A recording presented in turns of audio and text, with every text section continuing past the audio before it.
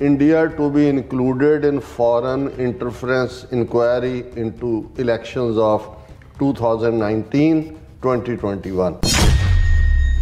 She has asked for documents relating to the Government of India's possible involvement in the past two federal elections. ਜੇ 2019 ਤੱਕ ਗੱਲ ਪਹੁੰਚ ਗਈ ਵੀ ਇਹਨਾਂ ਦੀ interference federal elections ਕਿੱਥੇ ਸੀ ਤੇ ਇਹ ਕਾਲ ਚੱਕਰ ਨੂੰ ਪਿੱਛੇ ਘੁਮਾ ਕੇ ਅਸੀਂ 1985 ਤੱਕ ਲੈ ਕੇ ਜਾਵਾਂਗੇ। ਇੰਡੀਅਨ ਏਜੰਸੀਆਂ 70ਵਿਆਂ ਤੋਂ ਹੀ ਉੱਥੇ ਵੜ ਕੇ ਕਿਵੇਂ ਸਿੱਖਾਂ ਨੂੰ ਬਦਨਾਮ ਕਰਨ ਦੇ ਲਈ ਗੁਰਦੁਆਰਿਆਂ ਦੇ ਵਿੱਚ ਉਹਨਾਂ ਦੀ ਇੰਟਰਫੇਰੈਂਸ ਸੀ, ਪ੍ਰੀ 84 ਸੀ ਉਹ ਤਾਂ, ਔਰ ਫਿਰ ਕਿਸ ਹੱਦ ਤੱਕ ਉਹ ਪਹੁੰਚੀ ਕਿ ਵੀ ਉਹਨਾਂ ਨੇ 1985 'ਚ ਇਹ 2 ਜਹਾਜ਼ ਫੁੰਡੇ ਔਰ ਕਿਵੇਂ ਬੇਗੁਨਾਹ ਮਾਰੇ ਸਿੱਖਾਂ ਨੂੰ ਇੰਟਰਨੈਸ਼ਨਲ ਟੈਰਰਿਜ਼ਮ ਦੇ ਖਾਤੇ 'ਚ ਪਾਇਆ। Visits come amidst cloud over Pannu case indictment, declined Republic Day invitation and speculation over trouble in India-US ties. FBI case against an Indian national for an attempted assassination plot against Khalistani separatist in US Gurpratap Singh Pannu that also accused an unnamed Indian security official. He is also expected to discuss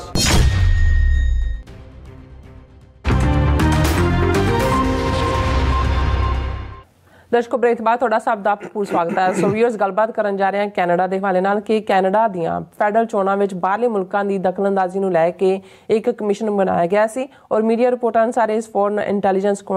inquiry the commissioner ਵੱਲੋਂ ਐਲਾਨ ਕੀਤਾ ਗਿਆ ਹੈ ਕਿ ਉਸ ਨੇ 2019 ਅਤੇ 2021 ਦੀਆਂ ਫੈਡਰਲ ਚੋਣਾਂ ਵਿੱਚ ਭਾਰਤ ਵੱਲੋਂ ਕੀਤੀ ਗਈ ਦਖਲਅੰਦਾਜ਼ੀ ਸੰਬੰਧੀ ਅੱਡ-ਅੱਡ ਅਤੇ ਡਾਕੂਮੈਂਟ ਪੇਸ਼ ਕਰਨ ਨੂੰ ਕਿਹਾ ਹੈ।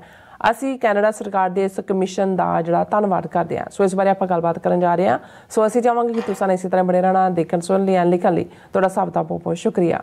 ਜੀ। ਡਾਕਟਰ ਸਾਹਿਬ ਕੀ ਕਹਿਣਾ ਚਾਹੋਗੇ? ਦੇਖੋ, ਕੈਨੇਡਾ ਦੇ ਜਸਟਿਨ ਟਰੂਡੋ ਨੇ ਜੋ ਸਟੈਂਡ 3 ਮਹੀਨੇ ਬਾਅਦ ਭਾਈ ਹਰਦੀਪ ਸਿੰਘ ਨਿੱਜਰ ਦੀ ਸ਼ਹਾਦਤ ਤੋਂ 18 ਸਤੰਬਰ ਨੂੰ ਕੈਨੇਡੀਅਨ ਪਾਰਲੀਮੈਂਟ ਵਿੱਚ ਖਲੋ ਕੇ ਲਿਆ ਸੀ, ਉਸ ਨੂੰ ਉਹ ਪੂਰੀ ਮਜ਼ਬੂਤੀ ਦੇ ਨਾਲ ਪਰਸਿਊ ਕਰ ਰਹੇ ਨੇ। ਹਾਲਾਂ ਅਸੀਂ ਇੰਤਜ਼ਾਰ ਕਰ ਰਹੇ ਹਾਂ ਕਿ ਕ੍ਰਿਮੀਨਲ ਕੇਸ ਦੇ ਵਿੱਚ ਜਿਹੜੀਆਂ ਗ੍ਰਿਫਤਾਰੀਆਂ ਜਿਹੜੀਆਂ 2 ਹਫ਼ਤੇ ਪਹਿਲਾਂ ਗਲੋਬ ਐਂਡ ਮੇਲ ਦੀ ਖਬਰ ਸੀ ਕਿ RCMP ਵੱਲੋਂ ਕੀਤੀਆਂ ਜਾਣੀਆਂ ਨੇ, ਅਜੇ ਤੱਕ ਉਹਨਾਂ ਦੀ ਖਬਰ ਤਾਂ ਨਹੀਂ ਆਈ। ਪਰ ਉਸ ਪੀਰੀਅਡ 'ਚ ਜਦੋਂ ਹਰਦੀਪ ਸਿੰਘ ਨਿੱਜਰ ਦੀ ਸ਼ਹਾਦਤ ਔਰ ਇੰਡੀਅਨ ਏਜੰਟਸ ਦੇ ਇਨਵੋਲਵ ਹੋਣ ਦੀ ਗੱਲ ਆਈ ਤੇ ਜਿਹੜਾ ਮਸਲਾ ਜਗਮੀਤ ਸਿੰਘ ਹੋਰਾਂ ਵੱਲੋਂ ਜਿਨ੍ਹਾਂ ਦੇ ਸਹਾਰੇ ਇਨਫੈਕਟ ਲਿਬਰਲ ਗਵਰਨਮੈਂਟ ਦੀ ਸਰਕਾਰ ਚੱਲ ਰਹੀ ਹੈ ਜੀ ਚੁੱਕਿਆ ਗਿਆ ਸੀ ਕਿ ਵੀ ਇਕੱਲਾ ਇਹੀ ਨਹੀਂ ਵੀ ਉਹਨਾਂ ਨੇ ਹੁਣ ਇੰਟਰਫੀਅਰੈਂਸ ਕਰਕੇ ਟਰਾਂਸਨੈਸ਼ਨਲ ਰਿਪਰੈਸ਼ਨ ਥੱਲੇ ਕਿਲਿੰਗ ਕੀਤੀ ਹੈ। 2019 ਔਰ 2021 ਦੀਆਂ ਫੈਡਰਲ ਇਲੈਕਸ਼ਨਾਂ ਦੇ ਦੌਰਾਨ ਵੀ ਇੰਡੀਅਨ ਗਵਰਨਮੈਂਟ ਦੇ ਏਜੰਟਾਂ ਨੇ ਆਪਣੇ ਪਸੰਦੀਦਾ ਉਮੀਦਵਾਰਾਂ ਨੂੰ ਜਿਤਾਉਣ ਲਈ ਪੈਸਾ ਔਰ ਦੂਜੇ ਰਿਸੋਰਸ ਵਰਤੇ ਔਰ ਜਿਹੜੇ ਉਹਨਾਂ ਨੂੰ ਫਿੱਟ ਨਹੀਂ ਬਹਿੰਦੇ ਉਹਨਾਂ ਨੂੰ ਹਰਾਉਣ ਲਈ ਵੀ ਉਹਨਾਂ ਨੇ ਜਿਹੜਾ ਉਹ ਆਪਣਾ ਪ੍ਰਭਾਵ ਵਰਤਿਆ। ਸੋ ਕਿਉਂਕਿ ਉਦੋਂ ਤੱਕ ਆਲਮੋਸਟ ਇਸ ਲਾਈਨ ਦੇ ਉੱਤੇ ਮਨ ਬਣਾ ਚੁੱਕੀ ਸੀ ਜਸਟਿਨ ਟਰੂਡੋ ਗਵਰਨਮੈਂਟ ਕਿ ਚਾਈਨਾ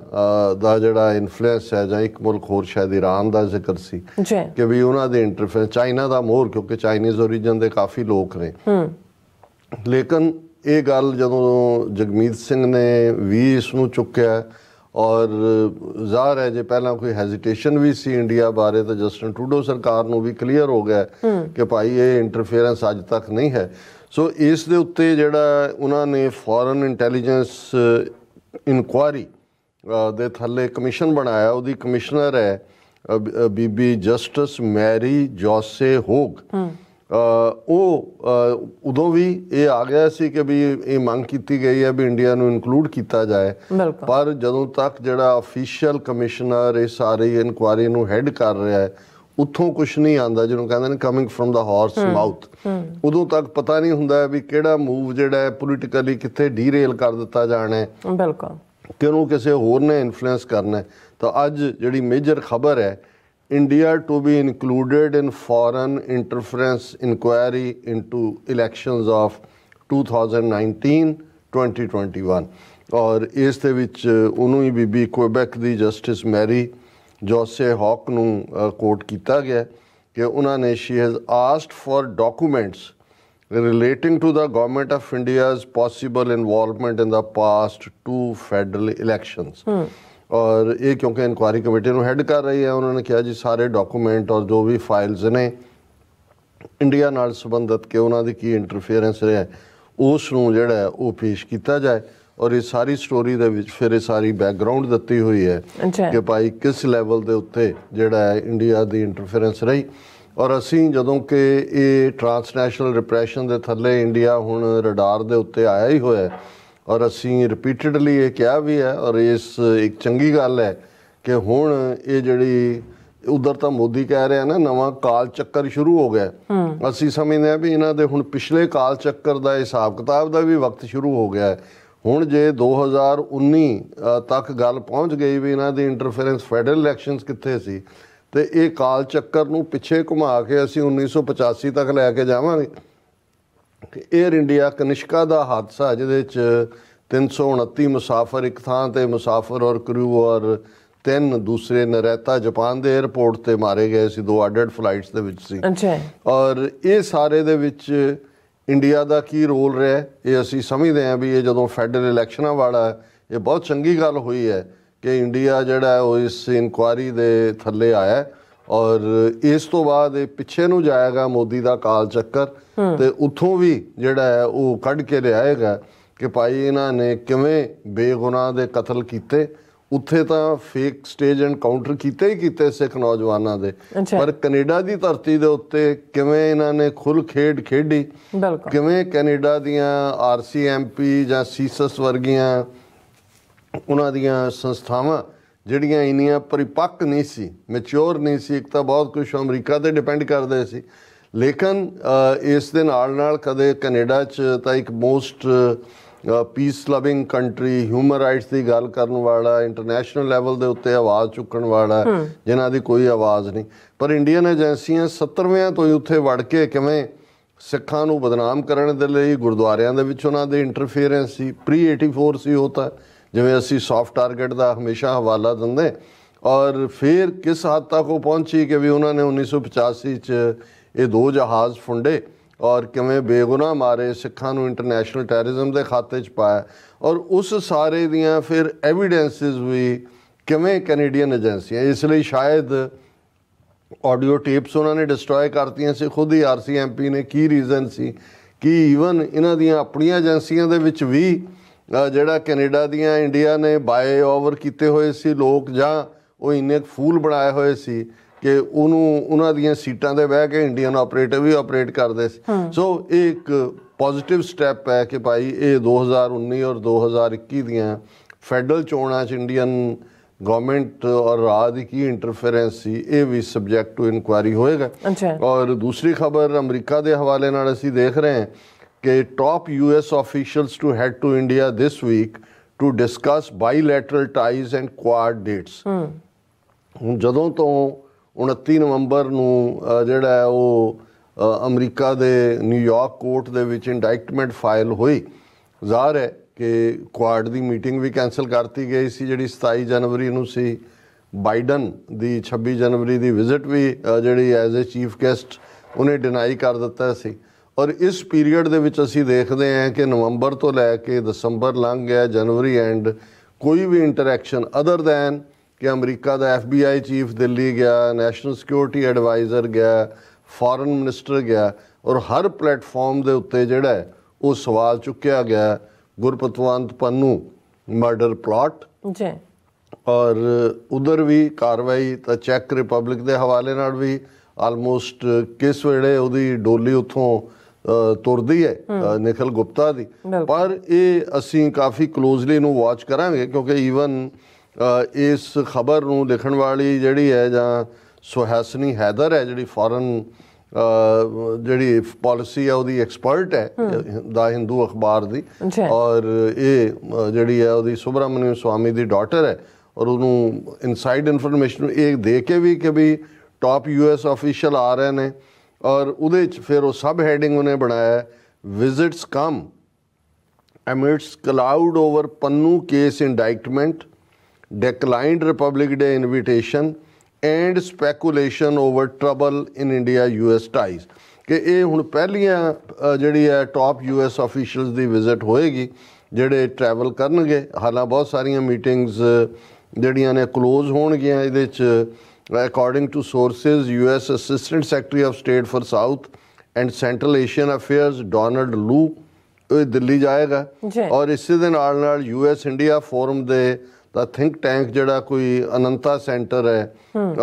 ਇਸ ਨੂੰ ਉਹਨੇ ਆਰਗੇਨਾਈਜ਼ ਕੀਤਾ ਹੈ ਇਸ ਨੂੰ। ਔਰ ਦੂਸਰੇ ਜਿਹੜੇ ਆਫੀਸ਼ੀਅਲ ਜਿਹੜੇ ਦਿੱਲੀ ਐਕਸਪੈਕਟਡ ਨੇ ਜਾਣ ਵਾਲੇ ਜਿਨ੍ਹਾਂ ਨੂੰ ਪਬਲਿਕ ਔਰ ਮੀਡੀਆ ਦੇ ਸਾਹਮਣੇ ਉਹ ਨਹੀਂ ਆਉਣਗੇ, assistant secretary of state for energy resources Geoffrey Pyatt, Greg Abbott, governor Texas ਦਾ, ਪੈਂਟਾਗਨ ਦੇ official from the White House National Security Council dealing with India and with climate issues, as well as US Ambassador to India Eric Garcetti। ਹੁਣ ਇਹਦਾ ਮਤਲਬ ਇਹ ਪੂਰੀ ਦੀ ਪੂਰੇ ਜਿਹੜੇ ਨੇ official ਜਾ ਰਹੇ ਨੇ। ਅਮਰੀਕਾ ਦਾ ਐਂਬੈਸਡਰ ਵੀ ਹੋਏਗਾ ਔਰ ਇਹ ਜਿਹੜੀਆਂ ਇਹਨਾਂ ਦੀਆਂ ਮੀਟਿੰਗਸ ਨੇ ਇਹਨਾਂ ਫੋਰਮਸ ਦੇ ਉੱਤੇ ਅੱਡ ਉਹਨਾਂ 'ਚ S ਜੈਸ਼ੰਕਰ ਵੀ ਹੋਏਗਾ, ਫੋਰਨ ਸੈਕਟਰੀ ਵਿਨੈ ਕਵਾਤੜਾ ਵੀ ਹੋਏਗਾ ਔਰ chief of defence staff general Anil Chauhan ਵੀ ਹੋਏਗਾ। ਔਰ ਇਹ ਨਵੰਬਰ ਤੋਂ ਬਾਅਦ, ਕਿਉਂਕਿ ਇਸ ਤੋਂ ਪਹਿਲਾਂ ਵੀ ਮਿਸਟਰ ਲੂ ਉੱਥੇ ਸੀ ਲੇਕਿਨ 29 ਨਵੰਬਰ ਦੀ ਇੰਡਾਇਕਟਮੈਂਟ ਤੋਂ ਬਾਅਦ ਇਹਨਾਂ ਦਾ ਸੰਪਰਕ ਕੱਟਿਆ ਹੋਇਆ ਸੀ। ਹੁਣ ਜਿਹੜੀ ਗੱਲ ਇਹ ਦੇਖਣ ਵਾਲੀ ਹੋਏਗੀ ਔਰ ਇਹ ਇਸੇ ਹੀ ਰਿਪੋਰਟਿੰਗ ਦਾ ਹਿੱਸਾ ਹੈ ਕਿ FBI case against N Indian national for N attempted assassination plot against Khalistani separatists in US Gurpratwant Singh Pannu that also accused an unnamed Indian security official। ਇਹ ਵੀ ਡਿਸਕਸ਼ਨ 'ਚ ਆਏਗਾ ਕਿ ਨਹੀਂ ਆਏਗਾ, ਇਸ ਦੇ ਉੱਤੇ ਉਹਨਾਂ ਦੀ ਸਪੈਕੂਲੇਸ਼ਨ ਹੈ ਕਿ ਭਾਈ ਇਸ ਸਾਰੇ ਦੇ ਉੱਤੇ ਹੀ is also expected to discuss ਕਿ ਵੀ ਇਹ ਕੇਸ ਵੀ ਡਿਸਕਸ ਹੋ ਸਕਦਾ ਹੈ, ਕੁਆਡ ਏਜੰਡਾ ਵੀ ਡਿਸਕਸ ਹੋਏਗਾ। ਔਰ ਇਸ ਤੋਂ ਪਹਿਲਾਂ ਜਿਹੜਾ ਹੈ ਉਹਨਾਂ ਨੇ ਕਿਹਾ ਵੀ ਕਿਉਂਕਿ ਬਾਈਡਨ ਨੇ ਦਿੱਲੀ ਆਉਣ ਤੋਂ ਨਾ ਕਰ ਦਿੱਤੀ ਇਸ ਲਈ ਹੁਣ 26 ਜਨਵਰੀ ਦਾ ਜਿਹੜਾ ਫੰਕਸ਼ਨ ਹੈ ਉਹਦੇ 'ਚ ਫ੍ਰੈਂਚ ਪ੍ਰੈਜ਼ੀਡੈਂਟ ਇਮੈਨੂਅਲ ਮੈਕਰੋਨ ਉਹ ਚੀਫ ਗੈਸਟ ਦੇ ਤੌਰ ਦੇ ਉੱਤੇ ਹੈ। ਔਰ ਇਹਦੇ 'ਚ ਇਹਨਾਂ ਦਾ ਇਹ ਕਹਿਣਾ ਕਿ ਐਕਸਪੈਕਟੇਸ਼ਨ ਹੈ ਕਿ ਇਸ ਪੀਰੀਅਡ ਦੇ ਵਿੱਚ ਈਵਨ ਗੁਰਪਤਵੰਤ ਸਿੰਘ ਪੰਨੂ ਕੇਸ ਵੀ ਜਿਹੜਾ ਡਿਸਕਸ਼ਨ ਦੇ ਵਿੱਚ ਆਇਆ ਇੰਡੀਆ ਦਾ ਟ੍ਰਾਂਸਨੈਸ਼ਨਲ ਰਿਪਰੈਸ਼ਨ, ਲੇਕਿਨ ਇਸ ਦਾ ਪਬਲਿਕ ਇਜ਼ਹਾਰ ਨਹੀਂ ਹੋਏਗਾ ਕਿਉਂਕਿ ਸਾਰੇ ਆਫੀਸ਼ੀਅਲ ਮੀਡੀਆ ਔਰ ਦੂਸਰੇ ਤੋਂ ਦੂਰ ਰਹਿਣਗੇ। ਸੋ ਅਸੀਂ ਸਮਝਦੇ ਹਾਂ ਵੀ ਇਹ ਆਪਣੇ ਆਪ ਦੇ ਵਿੱਚ ਇੱਕ ਡਿਵੈਲਪਮੈਂਟ ਹੈ, ਮੇਜਰ ਡਿਵੈਲਪਮੈਂਟ ਹੈ, ਕਿਉਂਕਿ ਅਸੀਂ ਇਸ ਗੱਲ ਦੇ ਉੱਤੇ ਵੀ ਜਿਹੜਾ ਨਜ਼ਰਸਾਨੀ ਕਰ ਰਹੇ ਹਾਂ ਕਿ ਭਾਈ ਇਹ ਨਾ ਹੋਏ ਕਿ ਅਲਟੀਮੇਟਲੀ ਬੇਸ਼ੱਕ ਹਾਲਾਂਕਿ ਸਾਨੂੰ ਪਤਾ ਹੈ ਵੀ ਅਮਰੀਕਾ 'ਚ ਜਦੋਂ ਕੋਈ ਚੀਜ਼ ਜੁਡੀਸ਼ਰੀ ਦੇ ਹਵਾਲੇ ਹੋ ਜਾਂਦੀ ਹੈ ਤੇ ਫਿਰ ਇਵੇਂ ਨਹੀਂ ਹੁੰਦਾ ਕਿ ਪੋਲੀਟੀਕਲ ਇਨਫਲੂਐਂਸ ਡਿਫਰੈਂਟ ਹੋ ਜਾਏ ਤਾਂ ਗੱਲ ਬਦਲ ਜਾਂਦੀ ਹੈ। ਕਿਉਂਕਿ ਕੁਛ ਤਾਂ ਅੱਜ ਕਾਲਾਂ ਵੀ ਸੀ, ਕੰਸਰਨ ਸੀ, ਜਿਵੇਂ ਪ੍ਰੈਜ਼ੀਡੈਂਟ ਟਰੰਪ ਉਹਨਾਂ ਨੇ ਆਪਣੀ ਰਿਪਬਲਿਕਨ ਪ੍ਰਾਇਮਰੀ ਜਿੱਤ ਲਈ ਹੈ। ਸੋ ਜ਼ਾਹਰ ਹੈ ਕਿ ਵੀ ਰਿਪਬਲਿਕਨ ਪਾਰਟੀ ਵੱਲੋਂ ਹੁਣ ਉਹੀ ਕੈਂਡੀਡੇਟ ਹੋਣਗੇ। ਲਾਸਟ ਜਿਵੇਂ ਨਿਊ ਹੈਂਪਸ਼ਾਇਰ, ਪਹਿਲਾਂ ਆਇਓਵਾ ਔਰ ਨਿੱਕੀ ਹੇਲੀ ਜਿਹੜੀ 1-to-1 ਚੈਲੰਜ ਦੇ ਰਹੀ ਸੀ ਉਹ ਕਾਫੀ ਪਿੱਛੇ ਰਹਿ ਗਈ। ਹਾਲਾਂ ਉਹਨੇ ਕਿਹਾ ਵੀ ਮੈਂ ਅਜੇ ਲੜਾਂਗੀ ਪਰ ਹੁਣ ਇਹ ਡਨ ਡੀਲ ਹੈ। ਸੋ ਟਰੰਪ ਦੀ ਔਰ ਉੱਧਰੋਂ ਜੇ ਮੋਦੀ ਦਾ ਵਾਪਸ ਆਉਣਾ ਹੁੰਦਾ ਹੈ, ਕਿਉਂਕਿ ਇਹ ਸਵਾਲ ਵੀ ਪੁੱਛਿਆ ਗਿਆ ਕਿ ਕੀ ਇਹਦੇ ਨਾਲ ਕਿਵੇਂ ਇਫੈਕਟ ਹੋਏਗਾ ਔਰ ਉਸ ਸਾਰੇ ਦਾ ਸਾਡਾ ਇਹ ਕਹਿਣਾ ਕਿ ਭਾਈ ਜਿਹੜਾ ਜੁਡੀਸ਼ਰੀ ਵਾਲਾ ਹਿੱਸਾ ਹੁੰਦਾ ਉਹ ਤਾਂ ਟਰੰਪ ਨੂੰ ਖੁਦ ਜੁਡੀਸ਼ਰੀ ਨੇ ਘੜੀਸਿਆ ਹੋਇਆ ਅਜੇ ਤੱਕ, ਉਹਦੇ ਉੱਤੇ ਕੇਸ ਇੱਧਰ ਉੱਧਰ ਨੇ, ਉਹ ਤਾਂ ਨਹੀਂ ਇਫੈਕਟ ਹੁੰਦਾ, ਲੇਕਿਨ ਪੋਲੀਟੀਕਲੀ ਜ਼ਰੂਰ ਸੌਫਟ ਟੋਨ ਹੋਣਾ ਜਾਂ ਹਾਰਡ ਟੋਨ ਹੋਣਾ ਹੁੰਦਾ। ਇਹ ਜਿਹੜੀ ਇਸ ਸਾਰੇ ਦੇ ਚੱਲਦੇ ਆ ਜਦੋਂ ਕਿ ਅਮਰੀਕਾ 'ਚ ਵੀ ਇਲੈਕਸ਼ਨਸ ਡਿਊ ਨੇ, ਬੇਸ਼ੱਕ ਅਮਰੀਕਾ ਦੀਆਂ ਤਾਂ ਜਾ ਕੇ ਨਵੰਬਰ 'ਚ ਹੋਣੀਆਂ ਹੁੰਦੀਆਂ ਨੇ, ਲੇਕਿਨ ਇਸ ਸਾਰੇ ਪੀਰੀਅਡ 'ਚ ਇਸ ਲੈਵਲ ਦੇ ਜਿਹੜੀ ਇਹ ਅਮਰੀਕਨ ਡੈਲੀਗੇਸ਼ਨ ਦੀ ਵਿਜ਼ਿਟ ਹੈ ਉਹ ਵੀ ਆਪਣੇ ਆਪ ਥੋੜ੍ਹੇ ਜਿਹੇ ਸਾਡੇ ਆਈਬਰੋ ਖੜੇ ਹੁੰਦੇ ਨੇ ਕਿ ਵੀ ਇਹ ਤਾਂ ਨਹੀਂ ਹੈ ਕਿ ਵੀ ਉਸ ਸਾਰੇ ਨੂੰ ਜਿਹੜਾ ਹੈ ਉਹ ਬਿਲਕੁਲ ਜਿਹੜਾ ਉਹ ਪੈਸੀਫਾਈ ਕਰਨ ਦੀ ਲਾਈਨ ਹੈ, ਲੇਕਿਨ ਇਹ ਇਸ ਤੋਂ ਬਾਅਦ ਅਸੀਂ ਦੇਖਾਂਗੇ ਕਿ ਇਹ ਗੱਲ ਕਿੱਧਰ ਨੂੰ ਜਾਂਦੀ ਹੈ। ਬਿਲਕੁਲ ਰਾਜ ਸਾਹਿਬ, ਤੁਹਾਡਾ ਬਹੁਤ ਬਹੁਤ ਧੰਨਵਾਦ। ਸੋ ਅਥਲੇ ਨੇ ਬ੍ਰੇਕ ਵਿਊਅਰਸ ਤੁਸੀਂ ਇਸ ਤਰ੍ਹਾਂ ਬਣੇ ਰਹਿਣਾ, ਮਿਲਦੇ ਹਾਂ ਛੋਟੇ ਜਿਹੇ ਬ੍ਰੇਕ ਤੋਂ ਬਾਅਦ।